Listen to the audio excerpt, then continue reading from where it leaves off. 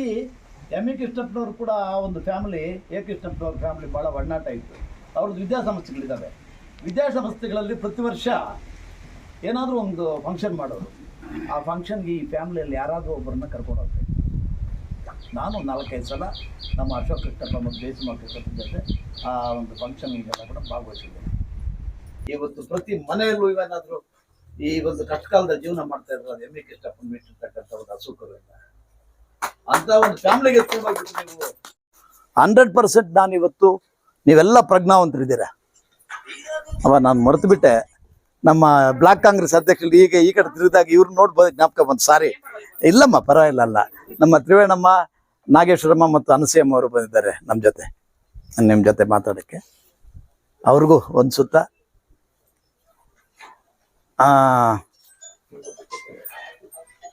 ಮರೆತು ಬಿಟ್ಟಮ್ಮ. ಎಲ್ಲ ನೀವೆಲ್ಲ ಭಾಳ ಪ್ರಜ್ಞಾವಂತರಿದ್ದೀರಾ. ನಮ್ಮ ನಾಗರಾಜ್ ಹೇಳ್ತಾ ಇದ್ರು, ನಾವು ಕೂಡ ನಮ್ಮ ವೈ ಎ ನಾರಾಯಣ ಸ್ವಾಮಿ ಅವ್ರನ್ನ ಬೆಂಬಲಿಸಿರ್ತಕ್ಕಂಥವ್ರು. ಇದೇ ರೀತಿಯಾಗಿ ನಾವು ನಮ್ಮ ಸ್ವಂತ ಖರ್ಚಿನಲ್ಲಿ ಎಲ್ಲ ಸೇರಿಸಿ ಓಟ್ ಹಾಕಿ ಅವ್ರನ್ನ ಗೆಲ್ಲಿಸಿರ್ತಕ್ಕಂಥವ್ರು. ಇವತ್ತು ಪಕ್ಷ ಅವರು BJP ಅಂತ ಹೇಳ್ಕೊಂಡು ಬಂದಿದ್ದಾರೆ, ನಾವು ಕಾಂಗ್ರೆಸ್ ಅಂತಿದ್ದೀವಿ. ನಾವು ಪಕ್ಷದ ಗುರುತುಗಳ ಮೇಲೆ ಯಾರೇ ಕ್ಯಾಂಡಿಡೇಟ್ ಆದರೂ ಕೂಡ ಮಾಡುವಂಥವ್ರು ನಾವು. ಆದರೆ ನಾಗರಾಜ್ ಹೇಳ್ದಂಗೆ ಶಕ್ತಿ ಮತ್ತು ಬುದ್ಧಿ ಇರ್ತಕ್ಕಂಥವ್ರು ನೀವು ತಗೊಂಡಿರ್ತಕ್ಕಂಥ ತೀರ್ಮಾನಕ್ಕೆ ಏನು ನಮ್ಮ ಮುಳಬಾಲ್ ತಾಲೂಕಲ್ಲಿ ಪದವೀಧರ ಉಪಾಧ್ಯಾಯರಲ್ಲಿ ತಗೊಂಡಿರ್ತಕ್ಕಂಥ ನಿರ್ಣಯ ಇದೆಯೋ ಅದಕ್ಕೆ ಕಾಂಗ್ರೆಸ್ ಪಕ್ಷದ ವತಿಯಿಂದ ನಾನು ನಿಮ್ಮೆಲ್ರಿಗೂ ತಲಬಾಗಿ ನಾನು ನಮಸ್ಕಾರಗಳು ಹಾಕಕ್ಕೆ ಇಚ್ಛೆಪಡ್ತೇನೆ. ಯಾಕಂತಂದ್ರೆ ಒಳ್ಳೆ ತೀರ್ಮಾನ ತಗೊಂಡಿದ್ದೀರಾ.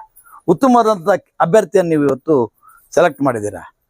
ಇವತ್ತು ನಾನು ನಿಮ್ಮ ಇದಕ್ಕೆ ಹೇಳ್ತಾ ಇದ್ದೀನಿ, ಕಾಂಗ್ರೆಸ್ ಪಕ್ಷ 100% OPS ಸ್ಕೀಮನ್ನು ತರುವುದರಲ್ಲಿ ಗ್ಯಾರಂಟಿ ಶತಸಿದ್ಧವಾಗಿದೆ.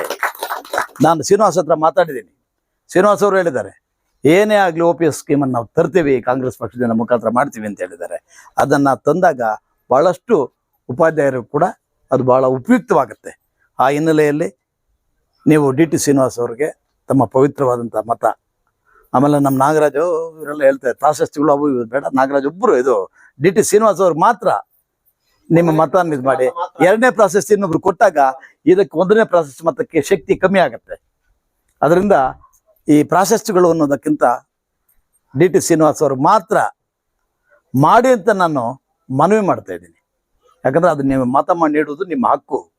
ಆದರೆ ನನ್ನ ಮನವಿ ಏನು ಅಂತಂದರೆ ಅವರೊಬ್ರಿಗೆ ಮಾತ್ರ ನಿಮ್ಮ ಮತವನ್ನು ಹಾಕಿ, ನೀವೇನು ಒಂದು ಮತ ಹಾಕ್ತೀರೋ ಅದಕ್ಕೆ ಹೆಚ್ಚಿನ ಶಕ್ತಿ ಅಂದರೆ ಹೆಚ್ಚಿನ ಒಂದು ಮೌಲ್ಯ ಕರೆಕ್ಟ್ ಮೌಲ್ಯ ಸೂಕ್ತವಾದದ್ದು ಮೌಲ್ಯನ ಇದು ಮಾಡಬೇಕು ಅಂತೇಳಿ ತಮ್ಮಲ್ಲಿ ಪ್ರಾರ್ಥಿಸುತ್ತಾ, ಮುಂದಿನ ದಿನಗಳಲ್ಲಿ ಈಗ ನಮ್ಮ ಕ್ಯಾಂಡಿಡೇಟ್ ಕೂಡ ನಾವು ಇವೆಲ್ಲ ಇವತ್ತು ಸೇರೋದಾಗಲಿ ಇದೆಲ್ಲ ಮಾಡೋದಾಗಲಿ ಕ್ಯಾಂಡಿಡೇಟ್ ಕೂಡ ಗೊತ್ತಿಲ್ಲ.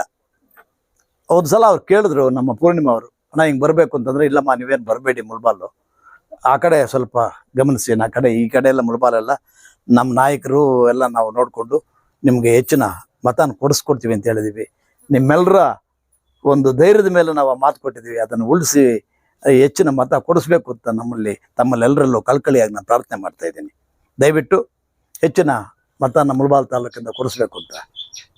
ಆಮೇಲೆ ಚುನಾವಣೆ ಆದಮೇಲೆ ನಾನು ಇವತ್ತೇ ಅಶ್ಯೂರ್ ಮಾಡ್ತಾ ಇದ್ದೀನಿ ನಿಮಗೆ, ಶ್ರೀನಿವಾಸ್ ಅವ್ರನ್ನ ಮತ್ತು ಪೂರ್ಣಿಮಾ ಅವ್ರನ್ನ ಕರೆದು ನಿಮ್ಮ ಜೊತೆ ಒಂದು ದಿವಸ ಪುನಃ ಸೇರುವಂಥದ್ದು, ಪುನಃ ಎಲ್ಲಾದರೂ ಗೆಟ್ ಟುಗೆದರ್ ಮಾಡಿ ಇದು ಮಾಡೋಣ ಅಂತೇಳಿ ಹೇಳ್ತಾ, ನಿಮ್ಮ ಅಮೂಲ್ಯವಾದ ಪವಿತ್ರವಾದ ಮತವನ್ನು ಕಾಂಗ್ರೆಸ್ ಪಕ್ಷದ ಅಭ್ಯರ್ಥಿ DT ಶ್ರೀನಿವಾಸ್ ಅವರಿಗೆ ನೀಡಿ ಜೈಗಳಿಸಬೇಕಾಗಿ ತಮ್ಮಲ್ಲಿ ಪ್ರಾರ್ಥಿಸ್ತೀನಿ. Thank you.